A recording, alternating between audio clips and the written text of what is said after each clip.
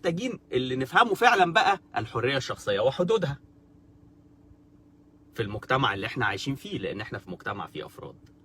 ففهم حدود الحرية الشخصية يسهل على حياتنا حاجات كتير. انت خد بالك يا شاب يا اسلامي، يا شاب يا متدين، يا اللي شايف ان لبس البنت هو المشكلة وهو اللي بيفتح السكة للشباب المتحرشة. هو المتحرش ده راجل متدين اصلا؟ انت بتفكر بمنطقك انت. المتحرش ده شخص ما بيوقفوش دين. المتحرش مش بيحكم على البنت بناء على لبسها، المتحرش بيحكم على البنت بناء على قدرته على انه يعمل العمل الحقير بتاعه، سواء كان تحرش لفظي او تحرش جسدي او تحرش حتى او اغتصاب، بيوصل لاغتصاب زي ما احنا شايفين اهو في القضيه بتاعه المتحرش ده اللي طالعه مؤخرا. فالمتحرش ده شخص جوه دماغه يا حبيبي انت وهو ما بيعرفش يكلم ربنا، والا لو كان بيعرف يكلم ربنا ما كانش راح يتحرش. دلوقتي انا اول ما بحس ان انا قاعد بستمتع باللي قدامي بحاول اوقف لو انا متدين. المتحرش ما بيعملش كده، المتحرش بيخش عايز يعمل كذا. فده واحد ما بيفكرش بالدين. لو قدامه واحدة منقبة بس الطريق مقفول والدنيا ضلمة وهو عارف ان هو هيعرف يعمل حاجة في المنقبة دي ويضمن انه ما يحصلوش حاجة بعد كده، هيعملها في المنقبة. لو قدامه واحدة لابسة هوت شورت بس ماشي جنبها واحد رتبة، ولا هيقرب منها. افهم ان الظروف هي اللي بتخلق الاكشن بتاعت التحرش، ومفيش واحد متحرش حياته بتبقى سليمه وعادي زيك كده يا باشا وزي بيقعد يفكر نفسه بربنا او بيفكر نفسه انه عيب ويتلم. فاحنا بنتكلم يا شباب ويا شيوخ الاسلام يا محترمين عن بني ادم لا يعرف اصلا كيف يناجي ربه اثناء عمله بالفعل ده. فانت عايز تقنعني ان انت بتقول ان لو هي مش محجبه ولو هي لابسه مثلا جيبه تحت ركبتها ولا فوق ركبتها يبقى خلاص كده هو بيقول لك ده مش تبرير للتحرش بس ده سبب. لا، ده مش سبب يا برنس. السبب بقى بتاع التحرش هو ان الشارع فاضي وان هو جوه دماغه لا يحترم الحريه الشخصيه. وعلشان بقى، وهي دي النقطه الخطيره اللي انا عايز اتكلم فيها اخواتي الاسلاميين واخواتي اللي هم من التيار الاسلامي والتيار المحافظ اللي انا بحترمهم، وبالمناسبه انا بميل اكتر دلوقتي في حياتي في سكتي للمحافظه اكتر من الانفتاح. فقصدي ايه؟ افهمني واسمع مني علشان انا اخوك وجاي افهمك حاجه انت مش مفكر فيها بالشكل اللي انا مفكر بيها فيه. خلاص؟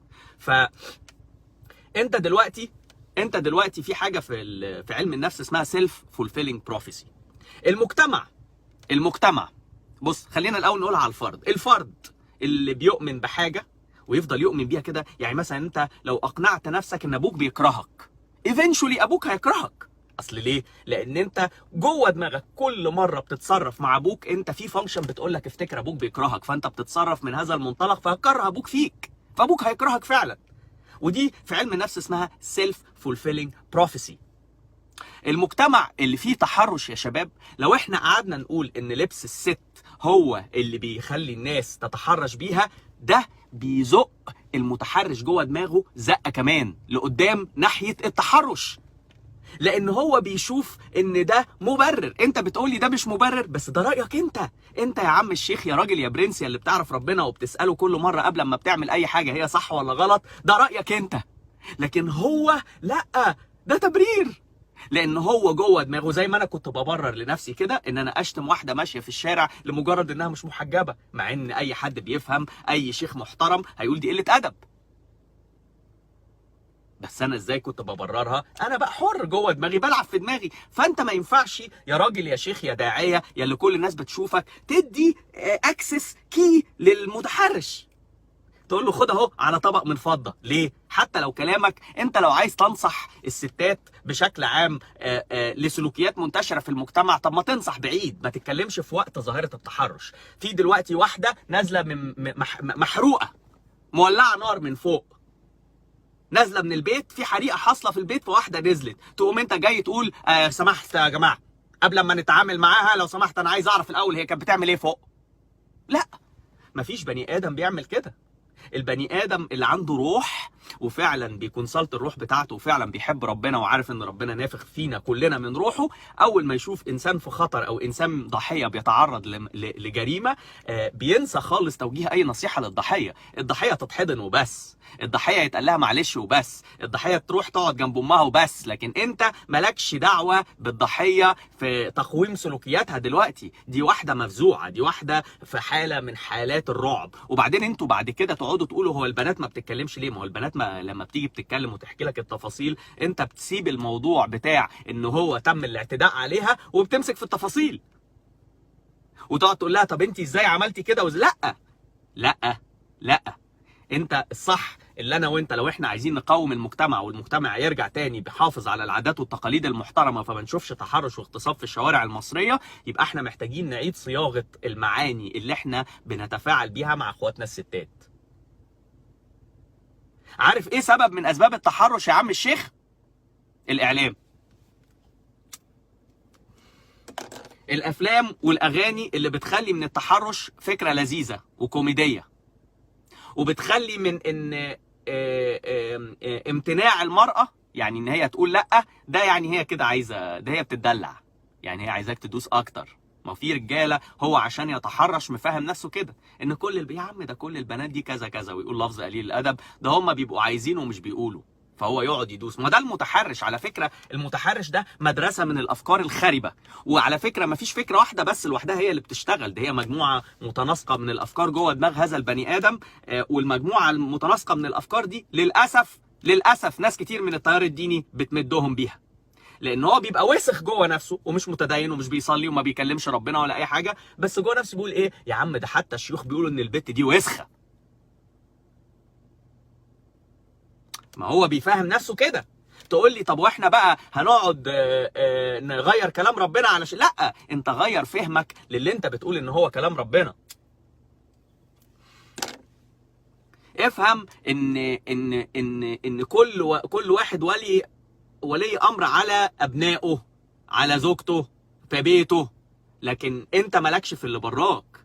اللي براك فيه بقى قانون وفي عرف وفي شرع هو اللي يشتغل.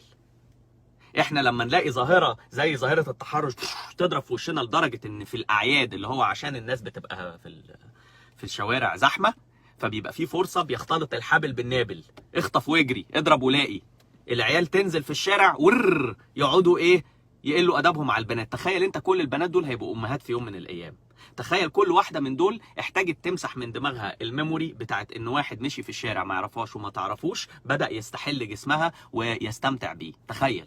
تخيل وقول لي الست دي هتبقى قلقانه على بنتها قد ايه، وهتبقى مش مطمنه من العالم طول الوقت قد ايه، وهتكون افكار سلبيه عندها ناحيه الرجاله في المجتمع قد ايه. وتخيل بعد كده وقول لي الست دي لما تحب تثبت نفسها لنفسها في مجتمع عمال بيقول لها ان شكلها وحش بتعمل ايه؟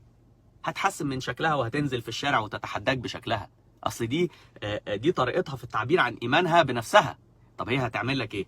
هي دلوقتي في المكان ده، انت عايز تغيرها من المكان مش حقك، هي في مكانها. هي بقى عايزه تغير من نفسها ده بعدين، ده براحتها، او مش عايزه تغير برضه براحتها. يعني قصدي ايه، كل واحد يخليه في مكانه، بس انت مش فاهم مكان الست عشان انت ما بيتمش التحرش بيك في الشارع كل شويه، ما بتسمعش تعليقات على جسمك كل شويه، ما بيتقالكش، ما بتتلمسش، ما بتتعملكش حاجات في الاتوبيس. على فكره المنقبات بيحصل فيهم كده يالا، المنقبات بيحصل فيهم كده يالا. اتكلم في ارجع تاني اتكلم في الموضوع بتاع اللبس، واقول رساله اخيره لاخواتي البنات. والرساله دي مش هتعجب اخواتي الليبراليين زي الرساله بتاعت ان فصل الكلام عن العلاقه بين التحرش ولبس الستات. انا عايز اقول رساله لاخواتي البنات، اقول فيها انه من حريتك الشخصيه ان انت تختاري اللبس اللي انت عايزه تلبسيه. انت لو عايزه تلبسي اي لبس دي حاجه انا ماليش فيها، اي حد ماشي في الشارع ملوش فيها. ولكن انا وانتي في واقع دلوقتي، انا وانتي في لعبه. اللعبه دي لعبه حقيقيه، لعبه واقعيه، مش قايمه بالشعارات ولا قايمه بالمثاليات ولا قايمه بما نرنو اليه. هي قايمه بان احنا بنقبل الواقع، بنتعامل على اساس هذا الواقع باعلى قدر من الدبلوماسيه اللي بتدينا اعلى ليفل من حريه التعبير عن كينونتنا بنفسنا بالشكل اللي احنا بنرتضيه، مش بالشكل اللي اي حد بيرتضيه. خلاص؟ فمن الذكاء في التعامل مع الواقع ان كل واحد فينا يجتهد طول ما هو بيتعامل مع بني ادمين حواليه ان هو يبني علاقاته معاهم بشكل فيه نوع من انواع تقدير الذات. ازاي؟ انا ما بفتحش قلبي لاي حد كده مباشرة. لو بفتح قلبي لاي حد مباشرة هيجي اللي يشتغلني. لازم انا بفتح قلبي بالتدريج.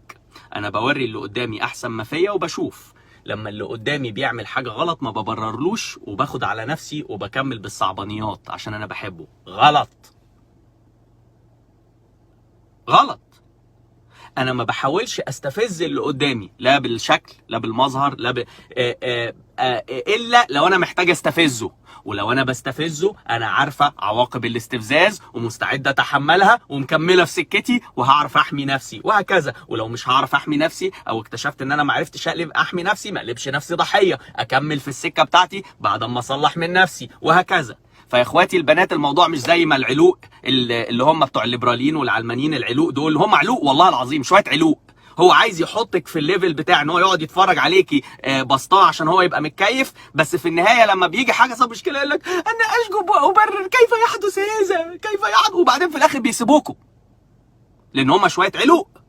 لا، انت في واقع، الواقع ده مش احسن حاجه في الدنيا. المجتمع في النهايه مش كل الناس متربيه زي بعض، مش كل الناس عندهم نفس الاخلاقيات. انت بتقدري تحسي باللي حواليكي وبتكوني بترضي نفسك، لانه ده حاجه اساسيه. محدش يقدر يتدخل بينك وبين نفسك عن الطريقه اللي انت عايزه تعبري بيها عن نفسك، فارضي نفسك. بس وانت بترضي نفسك اعرفي ان من الدبلوماسيه انك ما تحاوليش تستفزي المجتمع. اعرفي ان من الدبلوماسيه ان انت تراعي المكان والانفايرمنت والظروف والحاجات دي، والا هتتفاجئي بواقع مرير، والا هتتصدمي صدمات كبيره، والا هيحصل حاجات في حياتك مش هتشوفي زيها وهتندمي. وبعدين العيال العلوق دول هيقولوا لك لومي المجتمع الوسخ القذر الحقير، وهو الواد ده هو اللي وسخ وقذر وحقير. ليه هو وسخ وقذر وحقير؟ لان هو لو بيقول ان المجتمع وسخ وقذر وحقير، يبقى الوسخ القذر الحقير ده لازم يقول لك طب خدي بالك لحسن انت كده مستفزه الناس مثلا.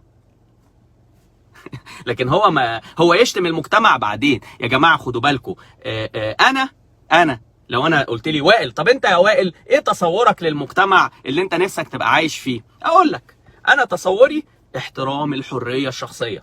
احترام الحريه الشخصيه، محدش ليه اي علاقه بلبس اي حد، محدش ليه علاقه بسلوكيات اي حد، اللهم الا لما بيبدا يحصل تواصل لفظي او عمل مشترك. ساعتها محتاجين ننسق الجهود لعمل صيغه مشتركه ازاي هنتعامل مع بعض. انا محتاج انطلق. متهيألي وجهه النظر وصلت. السلام عليكم.